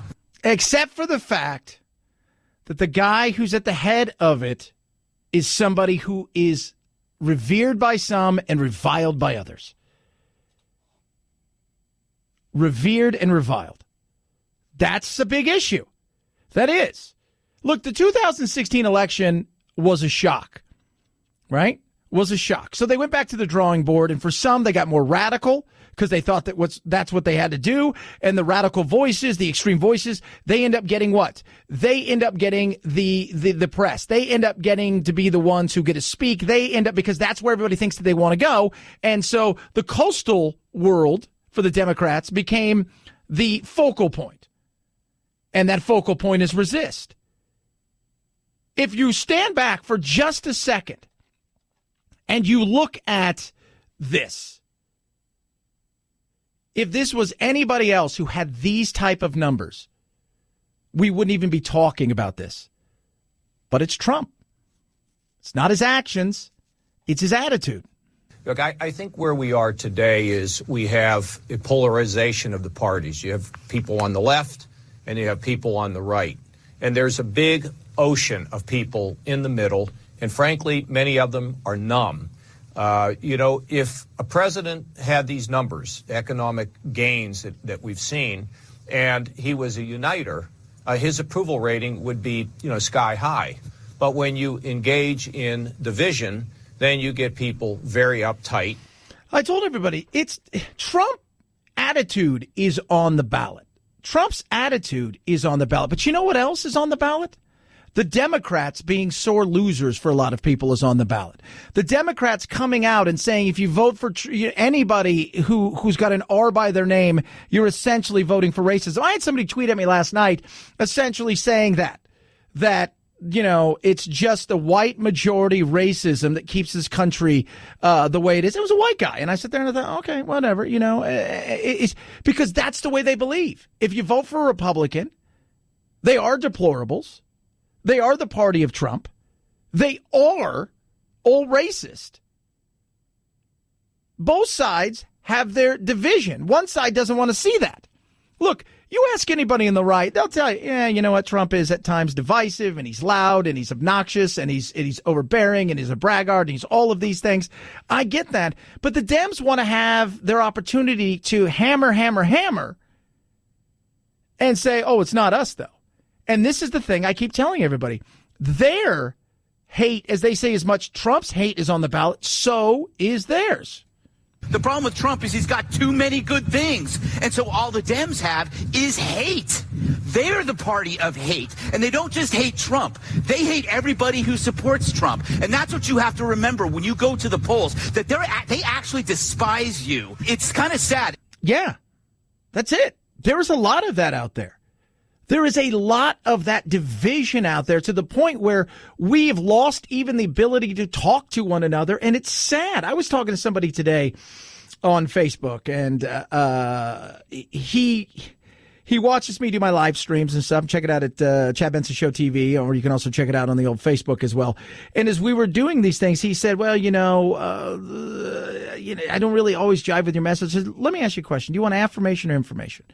He goes, right now, I like information and I like to be able to be independent, but I'm afraid because I do support Trump for a lot of these things. But my friends and family, I could never tell them that. I said, that's the sad part of where we are. That's the sad part, is we no longer are able to sit there and talk to one another and to find some commonality and then go for there. It starts out with, are you red or blue? Because if you're either one of those and I'm not that, then we're not going to get along. And then what starts to happen is the Reds look over at the Reds and the Blues looks over at the Blues and essentially say to each other, if I catch either of you associating with this over here or that over there, you're going to be kicked out of the club. Oh, that's not good. We talked about it yesterday. I've got friends who are pro-choice, but they're like, yeah, there's a limit, but I couldn't tell anybody that. I've got friends who are part of the NRA and said, I wouldn't, be totally opposed to a little bit more gun control on certain things, but I could never say that to anybody because I'll get kicked out of the club. The tribe will banish me. And that's sad. We are at a part right now in our country where we're deeply divided because of the voices that we have because of social media. And then it's not even just social media too. You have to remember it's media in general, because 30 years ago, we didn't have 24/7 news. So while we may have argued amongst ourselves at the water cooler, at the bar or the diner or around the dinner table, it stayed there. And we didn't focus on it 24/7 because we have a 24/7 news cycle that is always in front of us whenever we want it. So it's not just social media, it's media in general. And this is where I think, I joke about this, I call it still time, this is where the alt-middle, this is where us in the center, independent-minded people who are willing to listen to all sides need to start standing up more and more and more and more and taking the lead in this and not being afraid to quote-unquote associate. Because to me, I find that to be ridiculous, that even if you have a different thought now, we're at the point where even if you believe in 90% of this or 90% of that, if you don't believe in 100%, you can't be part of the club. And to me, I find that stupid. Over time, people are going to say, I've kind of had enough of this. And what I hope we're going to see are the people in the country begin to drive change from where they are to the top. In other words, do things in your community, create a synergy that energizes others, and then send a message to the politicians. We saw it with the civil rights movement, where the changes came from the bottom up. I hope that's what we're going to demand, because we're worried about America, not just what party wins, but America and how people can feel more confident in the future. Worried about the future of this nation. But we just have to stop demonizing one another. It can work. It can. But will it? Because at the same time, there's no entertainment value in that, right? There isn't. Logically, we're like, yeah, I'd rather have 70% of something than 100% of nothing, but the parties don't feel that way anymore. The parties are held hostage by screamers and yellers and people that are willing to threaten, right? And that's the way that we now do things. And commonality is the thing that really we need to start finding. And that's why I always say, if you go into a debate, like when I go in and I have a conversation, people say, why don't you ever push back on people? I'll say, you know what? I let people say the things that they think that they want to say and get it out there. It's up to you. I'm not here to fight with anybody. It's up to you to decide what's right or wrong for you. Right? When I sit down and I have a debate or a conversation with somebody, when I'm doing one of these things that we end up doing and stuff, my first thing is I want to have a conversation with you about who are you? I don't know who you are. Like, what do you like to do? What's our commonality? Because when you find commonality, you can find out, you can get you can really get into things without the guard up, right? Without going on the offense immediately. And that drives me crazy. And you can, and it's ridiculous. None of these people want to have a real conversation. They want to scream and yell at you about, hey, you better do what we say or else the Democrats are going to destroy America or the Republicans are going to drop nuclear bombs and take away their health care and push grandma over the... That's where they go, because that's the thing that people go, oh, is there a squeaky wheel over there? I think we should take some oil over to that. And that's embarrassing. And the other thing is, I tell everybody, people over party. How long have I been saying this? This is why I voted for this guy, Kasich. And I think that as Americans, we should be voting for the person. I mean, I don't support Republicans who are dividers. I'm more than willing to stand up and support very courageous Republicans who are uniters. People who are going to try to divide us in either party are people that, you know, in my opinion, should get off the stage, or in fact should not get support that they think that they can get. So to me, it's about what we do to help America rather than, you know, checking in with the Republican club or the Democratic club. Yep, that's it. That's exactly it. That's what we should be doing. But we don't do that anymore. And I as I was talking to this guy today, he started out kind of really, he came after me because he's like, he listens to my national show and he goes, you're just not. I said, do you want affirmation? Do you want information? Well, I want information. I'm an independent Republican. I said, there's no such thing as it. That's like wearing a hat on top of a hat. There's no such thing. There's like a convertible cabriolet. It's the same thing. And we started talking, and he's like, all right. And as we started talking, he's like, really? Because I apologize for the way I came at you and stuff. And, you know, I said, look, politics can be frustrating as hell. And we've got to remember something, too. We're always going to be divided in some way because your person won or lost and the other person's won or lost that they wanted to, you know, be president or senator or whatever. So there's always going to be some sort of division. It's how do we go about, once that happens, saying, okay, that happened. Now we got to get on with ourselves. We have to change our messaging and we have to figure out a way to move this thing forward. But in the political world that we have right now, it's unfortunate that we're in a position where messaging means very little. It's about how much can you fail, because that gives us a chance to win. And that's the sad point. And the other thing, and I talk about this all the time, people, their identity is wrapped up in their politics. And that is totally not me.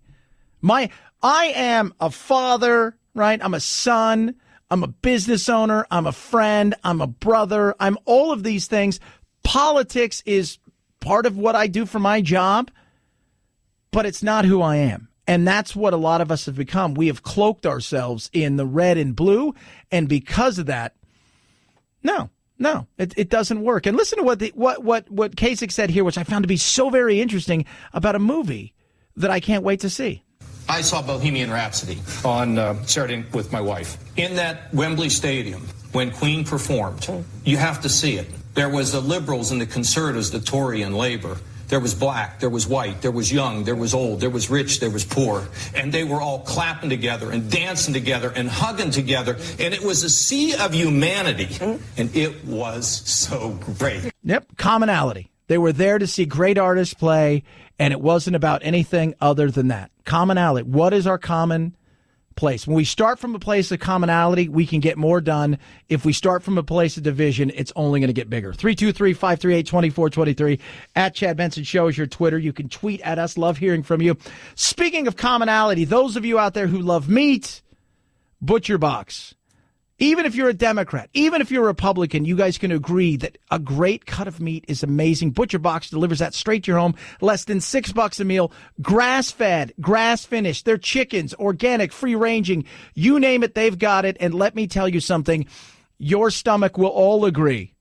It's tasty, delicious. Oh, my Lord, it's incredible. This is what we should do. We should break bread, but really we should have a cut of meat together where we can sit down and talk about something over a great filet, right? Or maybe tips or incredible pork that is just, the flavor is amazing. They're raised to keep their fat and their flavor the way it's supposed to be. Delicious. And Butcher Box deliver it with free shipping right to your house. Now, here's a great thing.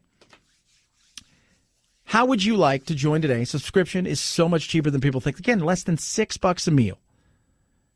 They're going to give you $20 off that. And on top of that, for the entire time that you continue to get food delivered to your house with Butcher Box, they're going to throw in bacon.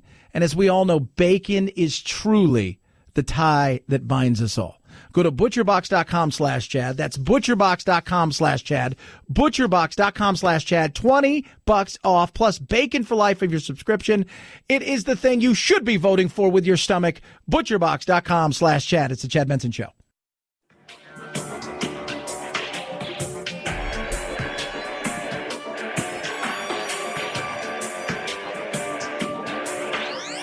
Warning, no snowflake zone. Uninformed opinions are in danger of melting. The Chad Benson Show. Had a woman today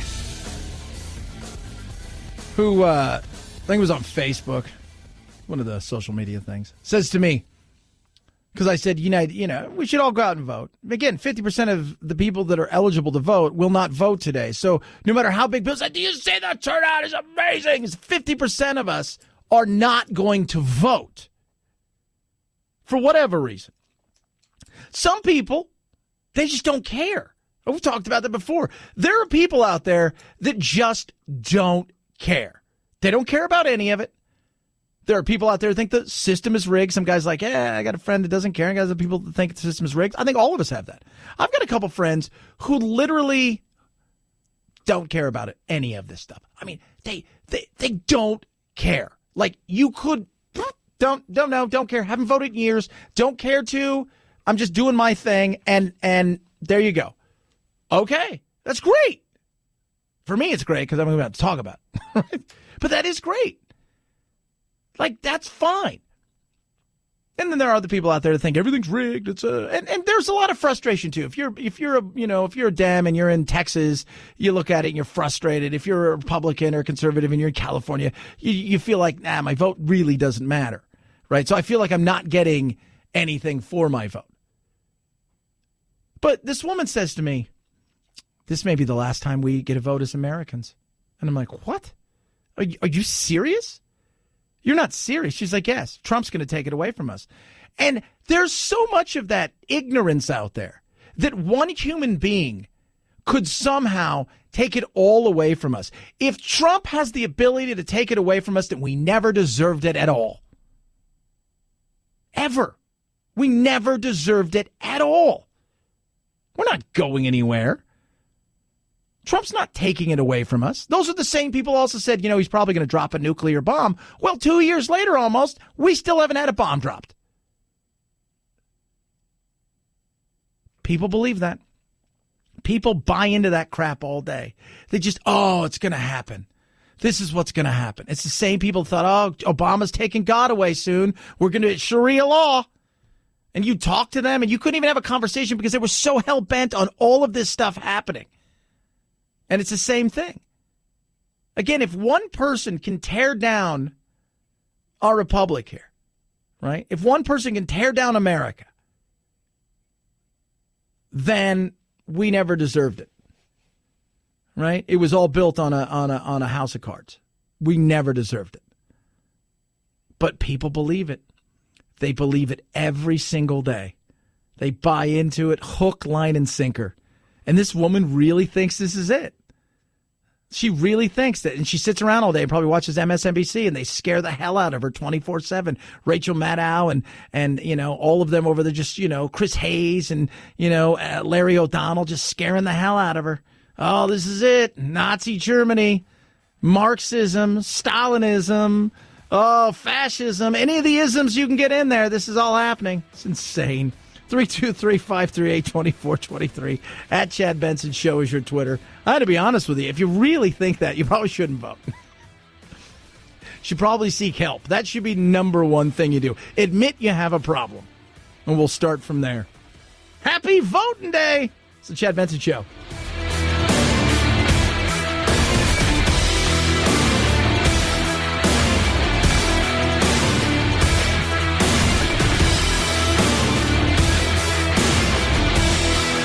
This is the Chad Benson Show.